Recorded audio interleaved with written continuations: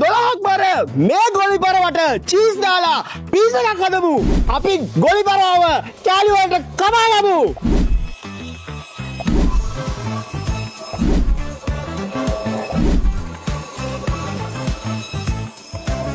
අපි දැන් මේ ගොලිපරව හොදගමු. මේ ගොලිපරව හොඳට හොදන්න ඕනේ හේතුව තමයි මේගොල්ලෝ ඉන්නේ වැලි අස්සේ. මේගොල්ලන්ගේ ඇඟේ වැලි පිරීලා තියෙනවා. අපි ඒ නිසා මේ ගොලිපරවගේ වැලි ටික හොඳට සෝදගමු. මේ තියෙන්නේ අපි කපාගෙන කටු වියත් කරගත්ත ගොලිපරව.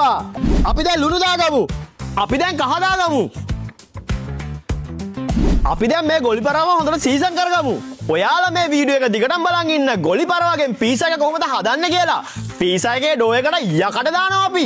අපි කපාගත්ත මාළු ටික බැදගමු. අපි මේ මාළු වලින් හදන්න පීස් එකකට ටොපින් එකක්. ඉතින් ඒ නිසා මේක ගොඩක් බැද ගන්න නැහැ. ගානකට භාගයට තමයි බැදගන්නේ. ඔයාලා බලන් ඉන්න මේ වීඩියෝ එක දිගටම මම මේ මාළුව බැදලා මොනවද කරන්න කියලා. ෆිෂ් ටොපින් එක හදන්න අපි පේස්ට් දෙකක් හදන් තියෙනවා. එක පේස්ට් එකක් තමයි සේරයි සුදු ලුණුයි කරපිංචයි දාගත්ත පේස්ට් එක. අනිත් පේස්ට් එක තමයි ශ්‍රී ලංකන් ස්පයිසිස් ඔක්කොම එකතු කරලා හදාගත්ත මසාලා පේස්ට් එක. මේ දෙක භාවිතා කරලා තමයි අපි ෆිෂ් ටොපින් එක හදාගන්නේ. අපි මිරිස් කුඩු දාගමු. අපි ගම් මිරිස් දාගමු. අපි කහ දාගමු. හොඳට බැදලා කුඩු කරගත්ත තුන පහ දාගමු. මස් කරි දාගමු. කෑලි මිරිස් දාගමු. කරාමරි දාගමු. ගරම් මසාලා දාමු. අපි දැන් හොඳට මේ පේස්ට් එක මික්ස් කරගමු. අපි කරපිංච දාගමු. අපි කපාගත්ත තක්කාලි, බීලුණු, මාළු මිරිස්, කොත්තමල්ලි කොළ දාගමු. අපි වතුර දාගමු. අපි ලුණු දාගමු. අපි හදාගත්ත පේස්ට් එකට බැදගත්ත මාළු ටික දාගමු. මේකේ සුවඳ නම් පිස්සුවක්. ඔයාලා පුළුවන් නම් මේ වීඩියෝ එකට කමෙන්ට් කරලා යන්න මම ඇයි මේ මාළු ටික බැදලා හැදුවේ කියලා ටොපින් එක. මේ වගේ නැවුම් පීස් එකක් ඕගලන්ට වෙන කොහෙන්වත් කන්න බෑ. හෙළරවුලගේ අඩවිය විතරයි කන්න පුළුවන්. කිලෝ 12ක් බර 21000ක් වටින ගොලිපර වගේ හදාගත්ත ෆිෂ් ටොපින් එක තමයි මේ තියෙන්නේ. මේක දාලා පීස් එක හදමු. අපි දැන් ගොලිපර වගේ පීස් එක හදන්න යන්නේ. ඩෝ එක හදාද්දි මං කියවනේ යකඩ දානවා කියලා.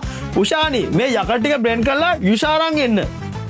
අපි යකඩ කියලා මෙතනදි කියන්නේ නිවිති වලට. නිවිති වල යුෂාරන් තමයි අපි පීස් එකේ ඩෝ එක හදන්නේ.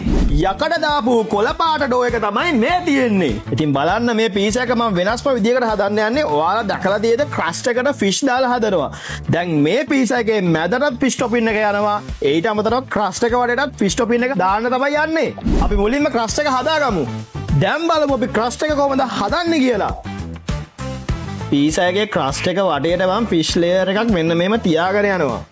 අපි පීස් එකේ ක්‍රස්ට් එක මෙන්න මේ විදිහට තමයි හදාගන්නේ. අපි දැන් අපිම හදාගත්ත ස්පෙෂල් මැජික් සෝස් එක පීස් එකට ඇඩ් කරගමු. පීස් එක ගොඩක්ම රස වෙන්නේ මේ මැජික් සෝස් එක නිසා. මේක අපිම හදන සෝස් එකක්. අපි දැන් මොසරෙල්ලා චීස් දාගමු. අපි මේ පීස් එක චීස් පුරවලා තමයි හදන්නේ. අපි ගොලිපර වගේ හදාගත්ත ෆිෂ් ටොපින් එක පීස් එකට දාගමු. අපි වෙජිටබල් ඇඩ් කරගමු. අනියන්, ටොමැටෝ, බෙල් පෙපර්. මේ තියෙන්නේ යකඩ. අපි සොක් චීල් කරපු නිවිති ඇඩ් කරගමු. අපි නැවතත් චීස් ලේ එකක් ඇඩ් කරගමු.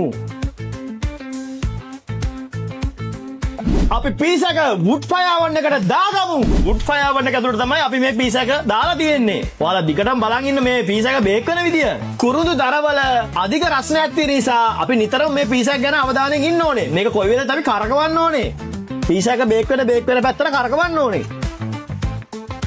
රුපියල් 21000ක් වෙන ගොලිපර වගේ හදාගත්ත පීස් එක තමයි මේ තියෙන්නේ. අපි මේක කාලා බලමු රසද කියලා.